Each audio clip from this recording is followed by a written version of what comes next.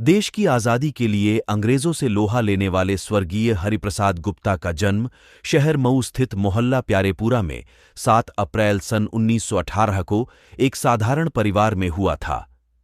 इनके पिता का नाम श्री गंगा प्रसाद, जो शुद्ध देशी घी के व्यवसायी थे, एवं माता का नाम सुदामी देवी था। हाई स्कूल एवं इंटर की परीक्षा शहर के जीवन राम इंटर कॉलेज मऊ से उत्तीर्ण किया। वे हिंदी, संस्कृत, अंग्रेजी व उर्दू विषय के जानकार थे। अंग्रेजी विषय पर उनका वर्चस्व था। वे बचपन से ही होनहार थे।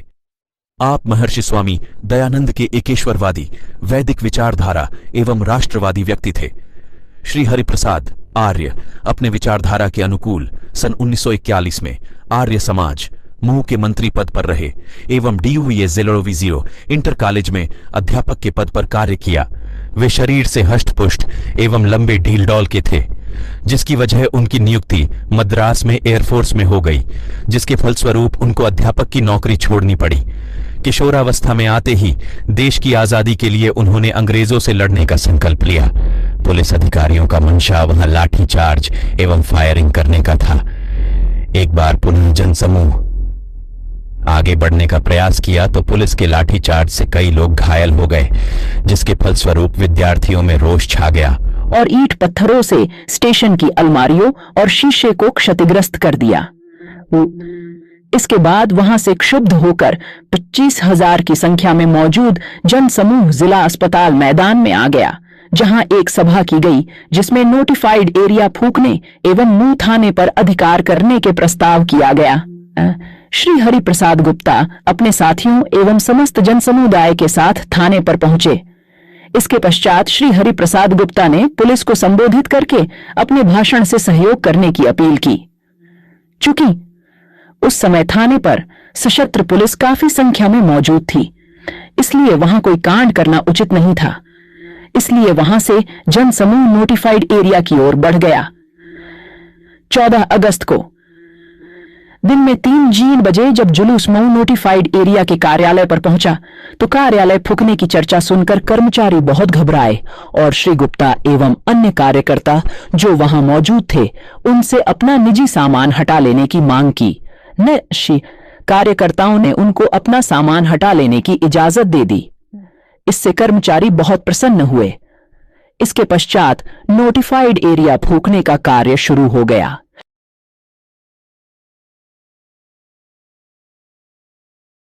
कार्यक्रम के अनुसार 15 अगस्त को दिन में 11 बजे DAV स्कूल के पास से जुलूस बाजार होते हुए आगे थाने की ओर बढ़ा। जैसे ही जुलूस अभी रौजा के पास ही पहुंचा कि पुलिस ने जुलूस को आगे जाने रोका, लेकिन इसकी जरा भी परवाह की बगैर क्रांतिकारी आगे की ओर बढ़े और थानेदार से कहे कि राज्य हमारा है, तुम हमारे साथ पैदल चलो। इतना कहते ही थानेदार सचमुच घोड़े से उतरकर पैदल चलने लगा। फिर भी तनिक भी परवाह न कर जुलूस आगे की ओर बढ़ता ही गया। उसी बीच DSP ने रेलवे बाउंड्री से आगे थाने की ओर जुलूस जाने से रोक दिया। श्री हरिप्रसाद गुप्ता सिंधी कॉलोनी के पास अपने इनकलाबी भाषण से अपने साथियों और जनसमूह का हौसला बुलंद कर रहे थे कि इतने में पुलिस का लाठीचार्ज प्रारंभ हो गया।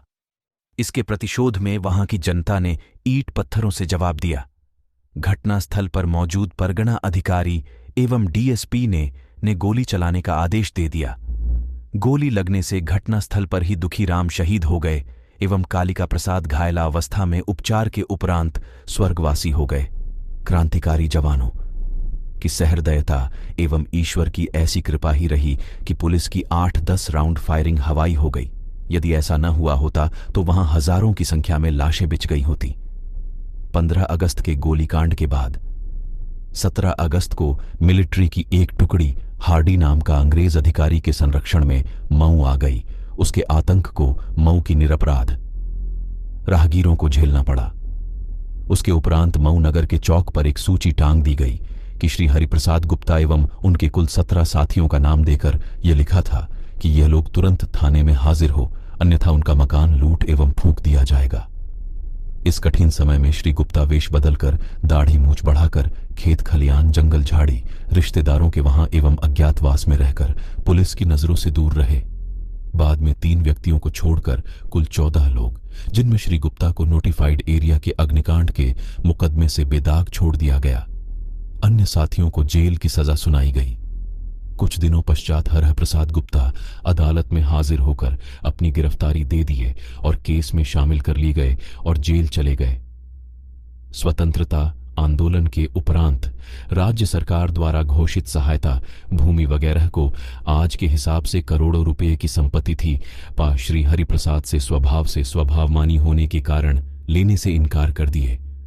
देश की आजादी के बाद स्वास्थ्य ठीक न रहने एवं आपकी आर्थिक स्थिति मजबूत न रहने के कारण मुंह नगर स्थित पावर हाउस में लिपिक के पद पर नौकरी कर ली। बहुत दिनों तक वे विद्युत विभाग की नौकरी करके कार्यालय अधीक्षक के पद पर कार्य किया। आपका पूरा परिवार शिक्षित एवं शिक्षा से जुड़ा है। अवकाश ग्रहण करने से पूर्व ही श्री गुप्ता जी का हृदय गति रुक जाने एवं असामयिक निधन के कारण 27 नवंबर 1971 को स्वर्गवासी हो गए।